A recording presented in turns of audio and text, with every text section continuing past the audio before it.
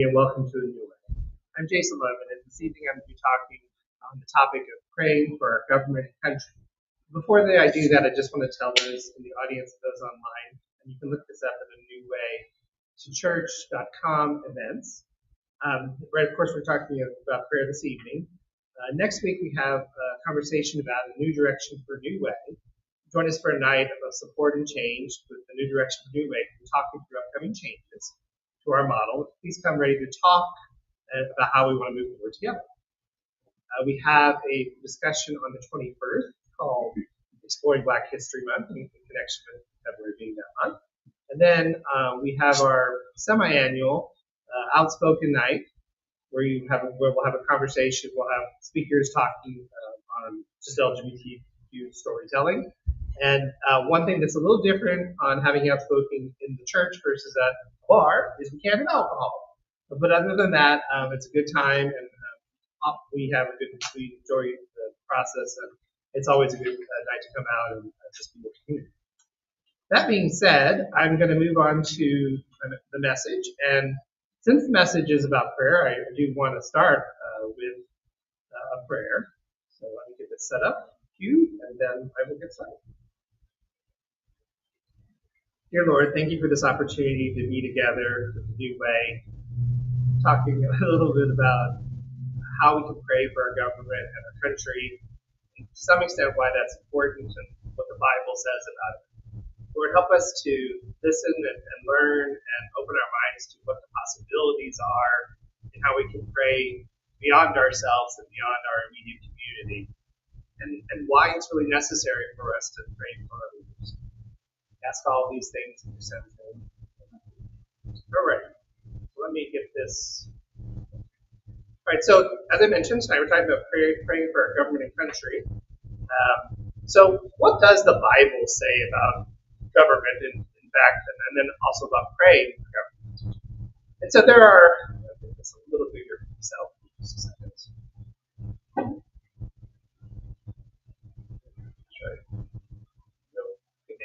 Sorry. Technical difficulties. On my screen, I want to see.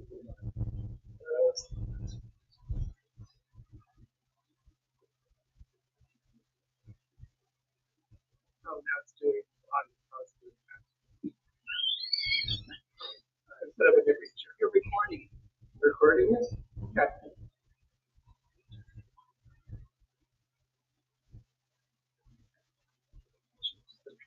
Yes. I had recorded it. So, okay, we'll try again.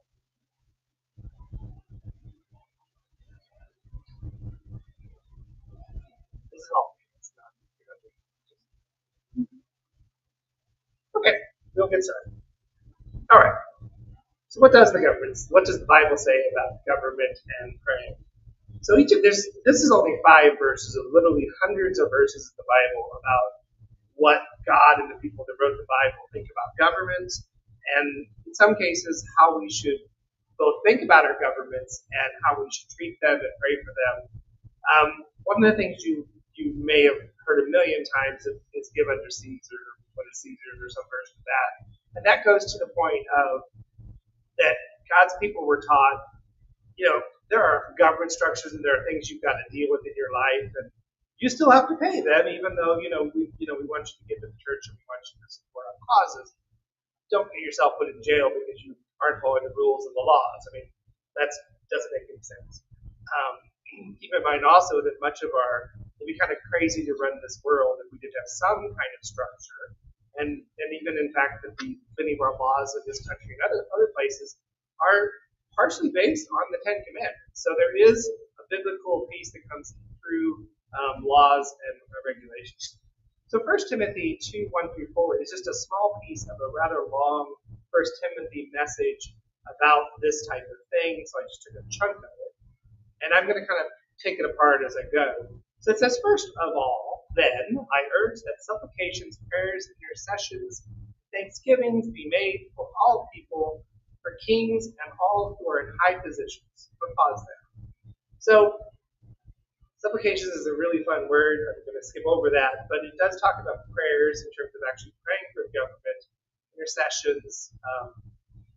I think that is this idea of doing things protection of what's responsible, but I forgot for a moment there. And Thanksgivings mean, to some extent, you have to be grateful for having that structure. I go back to this idea that if you didn't have any kind of government, didn't have any kind of structure, it'd be complete chaos. So there should be a little bit of Thanksgiving for people to step up. Contextually, I'm the president of my homeowners association. It's a frustrating experience. There's not a lot of volunteers. There's not a lot of people thanking me for my service. And yet I know that if somebody doesn't step up, it doesn't get done, right? So to that extent, we should be grateful that people have stepped up. Now, that doesn't mean that we have to be excited about who stepped up. It doesn't mean that we always have to be thankful in the sense of, yeah, we're so helpful, grateful for what you've done. But there is something to be said for these people are doing what, in many cases, or they've been voted in to do what we need them to. The next part is really actually more important because it says that we may lead a peaceful and quiet life, godly and dignified in every way. Now, that might be easier said if we had a non-chaotic president who is leading like most presidents with a sort of a even keel. Yeah, I'm going to do a bunch of things in my first 100 days, but I'm not going to make the whole world kind of look at me and go, what the hell's going on? I'm not going to fear mongrel and all sorts of other things that make it hard. But keep in mind, this is still relevant in that if we can pray and we can get other people in the government, maybe not Ben Honcho, but others, to understand the importance of everybody and that we all have value, then it makes it easier for us to lead a peaceful and quiet life, godly. And then that phrase, dignified in every way, again becomes quite impossible in our current space. But it's still there. It's still saying this is what we're trying to accomplish. Whether we're able to do that is a completely different thing. It says this is good and it is pleasing to the sight of God our Savior, who desires all people to be saved and to come to the knowledge of truth. Again, it may be hard to believe that praying for this particular government, and I mean the federal government, is going to get us there, right? That while many people in leadership are aware of God and claim that He has given them something, and we may talk about that in a little bit, they seem to miss what God would really want them to do in terms of caring for other people, representing the country, and representing all people, and understanding that each of us have our parts to play in the greater world. The part about in the sight of God, our Savior, that's key to what I just talked about, and also this desire for all people to be saved. Wouldn't it be amazing if a federal government had at its core the belief that it was important that people had a relationship with some higher being? That would be kind of amazing. And we would think that if we're talking about in one nation under God, that might be possible. But also remember that this particular president we have doesn't even swear in on Bibles. The Bibles are stacked in his wife's hands, and he has his arm to his side when he's swearing in. So he's not even honoring this experience. There have been other people of different faiths that have been sworn into offices that have sworn on a book other than the Bible. Totally understand that, respect that. But why bother having a pile of different Bibles, Lincoln's Bible and a couple other Bibles, if they're just for scenery? I think I've answered the question. They're just for scenery. Anyway, it also says to be saved and to come to the knowledge of truth. Also an interesting phrase, because think about who we're talking about as our president. Truth is a very flexible thing for this person. I would like to believe that people around him in the first term were better about saying what is truth and what isn't. He's done a nicer job from his perspective on the second term of lining up a bunch of loyalists. But we still have elected officials, and if we can help it, federal employees that are going to do their jobs and do what they need to do outside of his duty. Colossians 1:16 through 17 says, "For in him all things were created," and him in this case is God.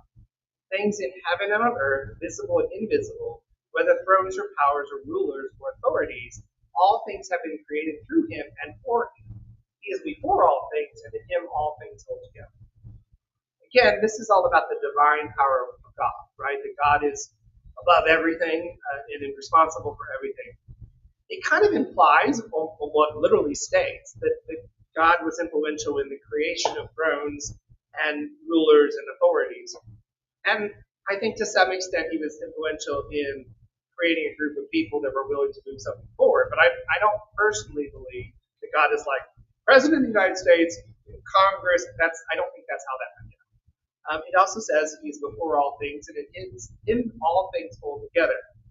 Again, chaos theory from the perspective of hold together. That's different in our current space.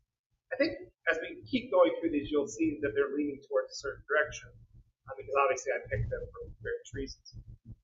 Psalms 2:10 through 12 says, "Now therefore, O kings, be wise, be warned. O rulers of the earth, serve the Lord with fear, and rejoice with trembling.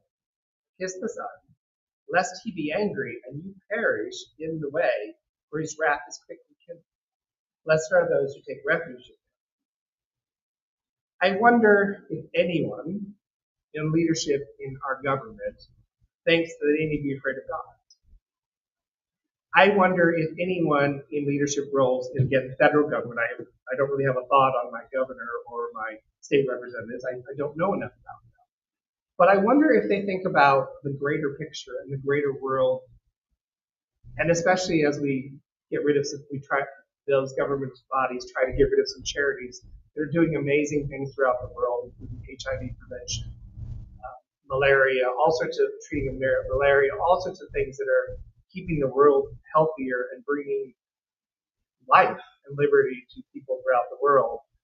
I wonder if they have any concept of how much that hurts God and how much it hurts God's real people. And when I say real people, I mean the people that have an understanding of what God wants from them and wants from the world, not the people that claim that they are doing God's bidding. I can't imagine a God that would say, we need to deport everybody we possibly can, and even though you want to have houses that are built at a good price, makes complete sense from God's perspective to ship all the people that are laborers out of the country, because that's going to make that work. I also think that if there's a lot of things that are going on in our government, there's no way a God of the Bible of Abraham or God of today would fully honor and support. So that's garbage, straight up garbage. It says, "Kiss the Son, lest he be angry, and you perish in the way, for his wrath is quickly kindled."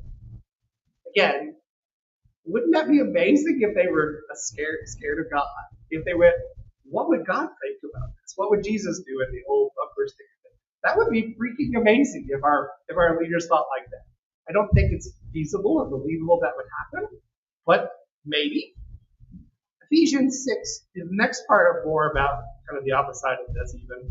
Ephesians 6, 12, "For we do not wrestle against flesh and blood, but against the rulers, against the authorities, against the cosmic powers over the present darkness, against the spiritual forces of evil in heavenly places."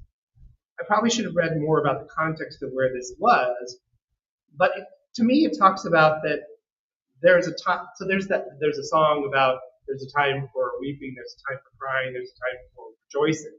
To me, this is saying this is the time to step up and to let your government know, let your representatives know, let your president know that you're not supporting these ideas. It's time to step up and say, this isn't okay. This darkness that you're putting upon our country and representing us in a way that doesn't really represent most Americans is not good, and we don't support it. The last one I put here is Proverbs 29:2. "When the righteous increase, the people rejoice. But when the wicked rule, the people grow."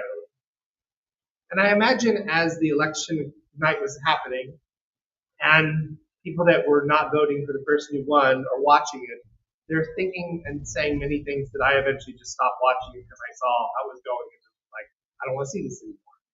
But they're sad. They're thinking, how did we get here? How is this possible? There's this sort of denial of this couldn't possibly happen. How were we not able to get our message out? And you can come secondhand quarterback, and you can come back around 2020 hindsight. You can look around it and try to figure out what went wrong. but it's simple. In the simplest thing, an awful lot of people thought that his vision was better than the other person's vision. Now, I don't agree with them, and I'm afraid that there's an awful lot of women and people, even in the minorities, that voted for him, not fully grasping how much that was going to take away their lives. And that's sad. And so I grow. I weep. I am sad. There's nothing for me to rejoice except for when a legal case goes through and he gets snapped down or something else. And he's 0 for 7 last I heard. So the cases that have made it through courts and question marks, he's not won a single one. He did better in the first term. So this is a big question. So we're looking at this and we're saying, well, this person in this particular space don't represent anything that means anything for me. I don't agree with it. So how do we pray for a government, a president, a party that represents not only anti-LGBTQ philosophies and ideals and policies, but really anti-human, anti-dignity, anti-everybody has rights and we should represent and understand that there is value in literally every human being on earth, and especially those that are different from us. One possibility comes from a website called Christianity.com. And they had at least 6 or 7 different prayers for the government. This is the one that I really kind of liked and focused in on. This just says, Lord, as our leaders lead in government, I pray for their salvation, so that they would know you and desire to serve you with their lives. Imagine, this kind of goes back to what I said earlier, that they're serving not only the people but God. That they fulfill their role in government, give them wisdom and discernment to make decisions that benefit our city, state, and nation. This seems like a very reasonable plea. Protect them from double-mindedness and corruption. For those that know you, I pray that you would strengthen their integrity and give them the fortitude to stand on your truth so that they would glorify you. I think that's an interesting phrase, for those that know you. I imagine that there are people in government that have a relationship with God, and they're watching this happen. And I don't mean the Democrats, I don't mean the Republicans. I mean individual senators, individual representatives, individual members of the workforce. And they look at this and they say, this is not what I'm meant to do. This is not how we're supposed to lead. This is not what's supposed to happen. And I know that because this is them talking, not me. But I know that because I am a man of God and I believe in what God wants me to do in this world, and this is a case. Our government leaders need the wisdom that only you provide. Reveal yourself to them and draw them to you.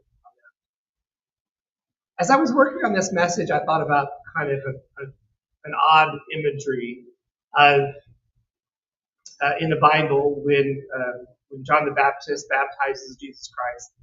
And he says, this is my son with whom I'm well pleased. And the sky opens up and God speaks.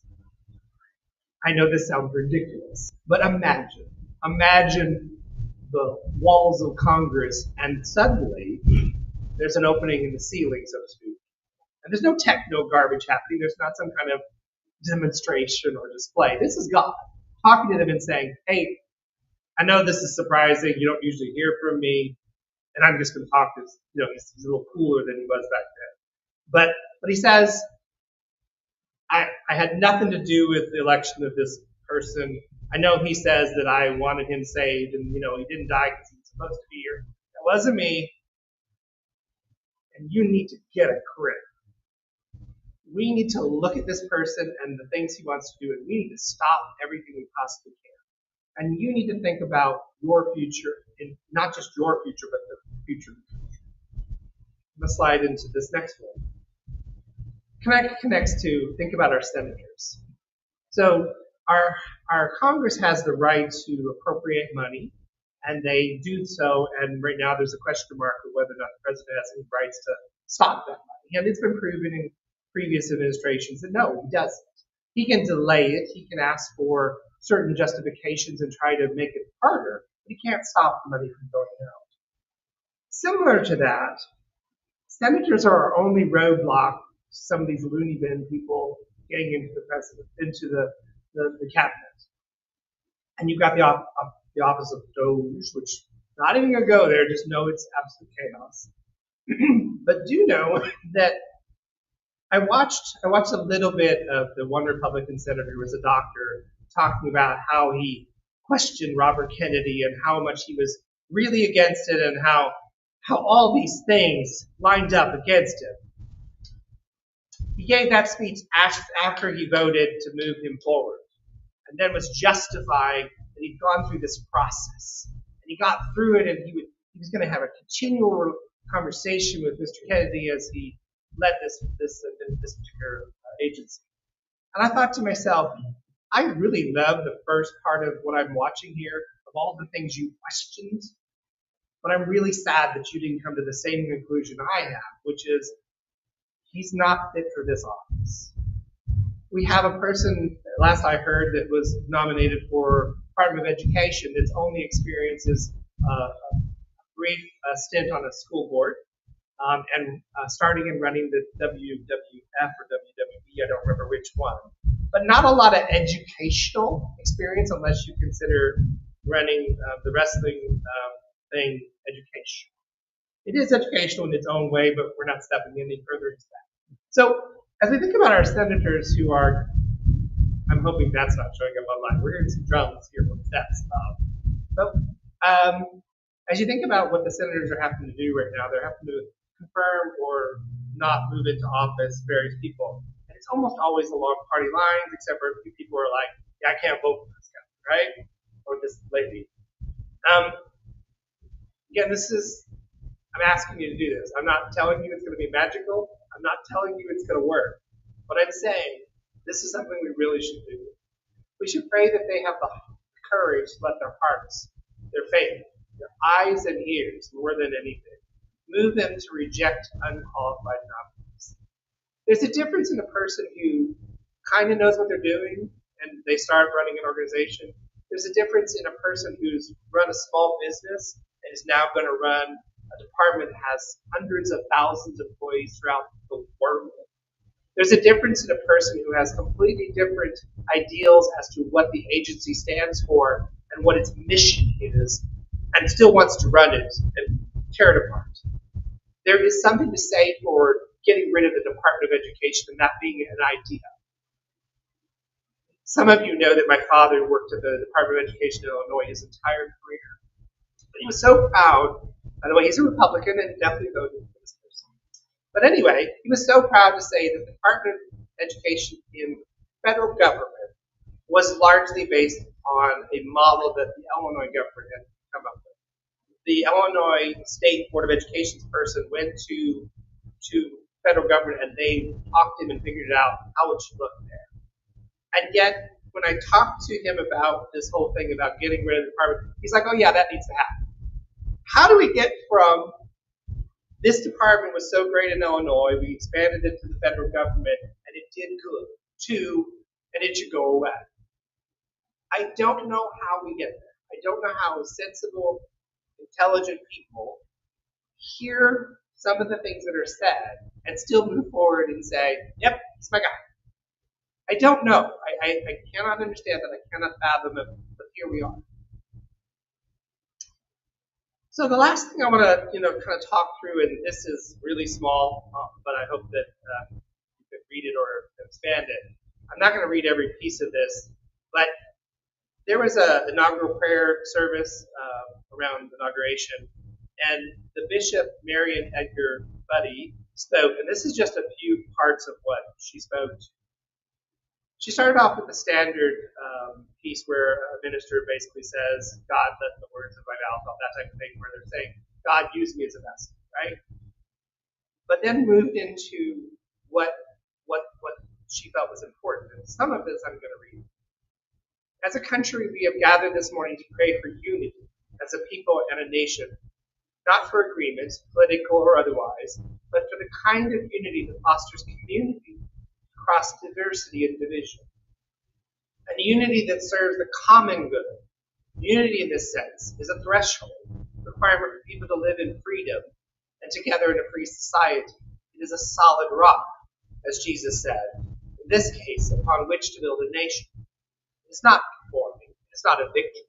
It's not polite weariness, passive passivity born on exhaustion. Unity is not partisan. Rather, unity is a way of being with one another that encompasses and respects our differences, teaches us to hold multiple perspectives and life experiences as valid and worthy of respect, that enables us in communities and in the halls of power to genuinely care for one another, even when we disagree. There's a whole section I've left out where she then spells out criteria of unity. I do hope that those that are online look up the YouTube video and possibly look at just the full transcript, which I've included the link at the top. She then goes on to say that those across the country who dedicated their lives to volunteer to help in times of natural disaster, often at great risk to themselves, never ask those they are helping for whom they voted for in past elections, or what positions they hold on a particular issue.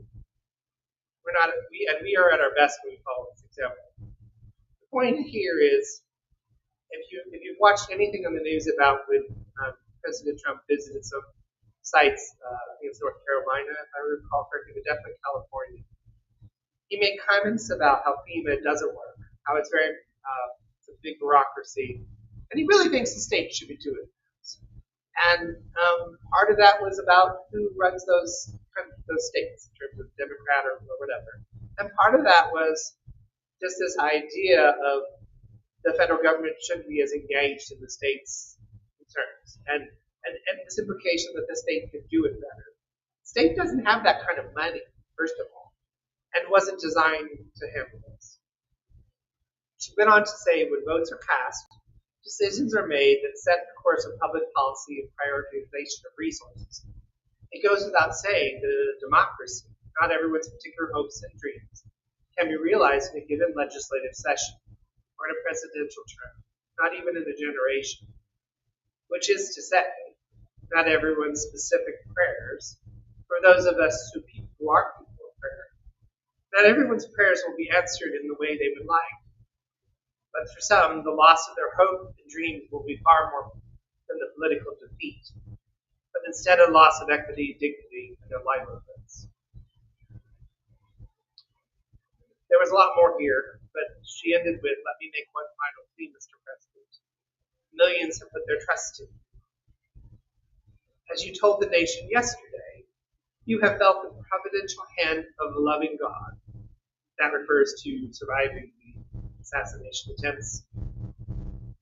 In the name of our God, I ask that you have mercy upon the people of our country who are scared.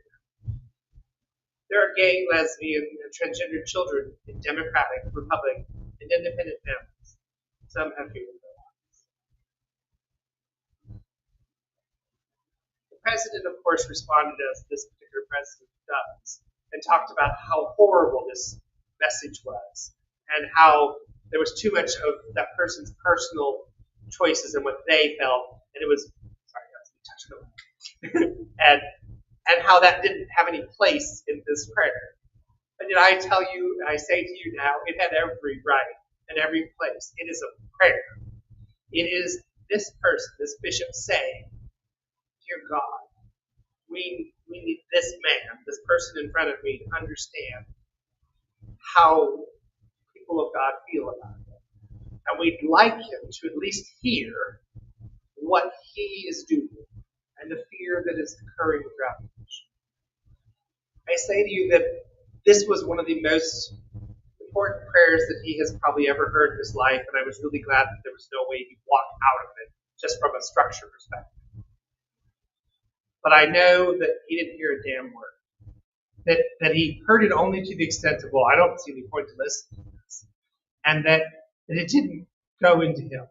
But it went into me, and I'm going to watch it more. I'm going to watch it multiple times in my life, and certainly in these next 4 years, to remind myself of the criteria of unity, to remind myself of what we're trying to do outside of this particular person, and to remind myself of what being a person who believes in God and believes in the power of prayer believes. So I was grateful for. I had not watched. To be fair, I had not watched a single bit of coverage on that day. I insisted. I refused to watch it, and I was watching little blurbs of the news. And when I heard about this one, I was like, I need to check that one out. And to be honest, this is the only thing I've checked out. I haven't watched his inauguration speech. I haven't watched anything else other than, like I said, I saw the Bibles weren't really, being their hands on it. This is the only thing that I've grabbed onto. And I'm not saying the other things didn't have value, but as Christians, this might be the best thing to have value and to take out.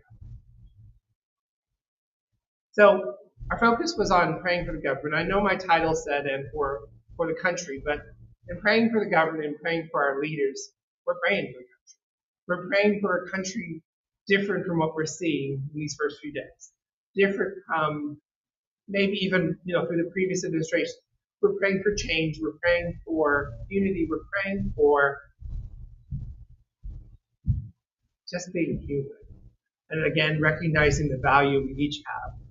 And I know I sound like I'm this mystical believer in that the prayer is going to make all things change. But once it's been said before that when I pray, coincidences happen. And when I don't, they don't happen. If I don't put any time into praying for my government and time for praying for others, then I can't take any ownership of, well, let me say it a different way. It's important to pray because if I don't pray, I didn't make an effort. And that's what I do. It's what I do. Other people protest. That's not in my wheelhouse. But it could be. I could go with it. I'm asking you to pray for our leaders, our legislators, our entire government, friends and families, our enemies. I know that word. It's a fun word. Jesus said to do it. Our LGBTQ plus community, the world, and so much more. By no means am I covering everything we should pray for. The focus was the government and our country. And I want to acknowledge there are so many more things that are in my heart right now that we prayed for. And I ask that as I wrap this message up, I'm going to do another prayer. But I think the main thing, beyond just praying for change and for awareness and for the leaders of our country to listen to their hearts and to their faith, if they have faith, and their relationship with God, is knowing that God often will tell us where we need to be. He will help us know where we need to spend our resources, whether that's our physical time, our money, our prayers. And if we listen to that, we can do a better job of trying to make a difference. I don't know how much my prayer is going to make a difference. I don't know how much telling you this makes a difference. I only know God asked me when I thought about what am I going to pray about. I'm like, what am I not going to pray about? No, you need to pray about that. I was like, this is going to be a topic that some people are going to go, dude, are you insane? But the audience I'm talking to, as a general rule, is on the same page. And if we get messages on Facebook that tell how dreadful and how crazy Jason was and highlighting Bishop Buddy's message, that's okay. Because at least they open their eyes and ears for a moment, probably more than Trump, to hear what the opposite side or a different viewpoint might be. And maybe for a moment, they saw past the shock and awe. They saw past the chaos. I'm going to throw another thing out there and see what it hits and how well I can get through this. And they saw what effective government could be. I'm not saying Biden and others in recent years have been amazing. I'm not going there. We are literally talking about right now, today, and in the most recent weeks in our next 4 years. But if we don't pray, if we don't spend some time in protest or other ways to say this isn't okay, we're complacent. Complacent, is that the right word? Where we are just letting it happen and it's not my problem. There were groups of people that didn't vote because they were opposed to the Democrats on a particular issue. And part of them not voting impacted the ability for Republicans to move into power. There were people that just closed their eyes and ears to the experience and said, well, my vote's not going to make any difference. It does make a difference. If you look at the true numbers of who voted for this president, he got less than half of the whole popular vote. When you take it down to who voted for Harris, who voted for independent candidates, and who voted like write-ins and other things. But what I'm getting at is there isn't a mandate. There isn't I had more than 50% of the popular vote. Did not. When all the votes come in, he did not. Now notice also, and then I'm going to wrap it up, that we didn't have any of this, well, that wasn't a valid election after this election. The Democrats didn't come forward and say, well, that was invalid, and others didn't come forward. Why is that? Maybe because those other parties understand that, well, we didn't like the outcome. We respect the process, and we will leave it sound. There's a lot I've said tonight. I will leave us in that moment. Dear God, thank you for this opportunity to speak to a new way. Hopefully this message will be watched by others afterwards. Help anyone who watches to have an open mind and to continue all the way through it to see where it's going. And know that I'm not wise. I'm not magical in terms of what I think is possible. And the idea that you could come down and talk to Congress, wow, I love that idea. I would love to see that. I would love to see it build. It would be amazing. I don't think it's going to happen. But if you can make it happen, go for it. Lord, the people that are moving this agenda forward aren't listening to you. Help them have a reason to listen to you. Help them to know that you are their God. I ask all these things. Thank you.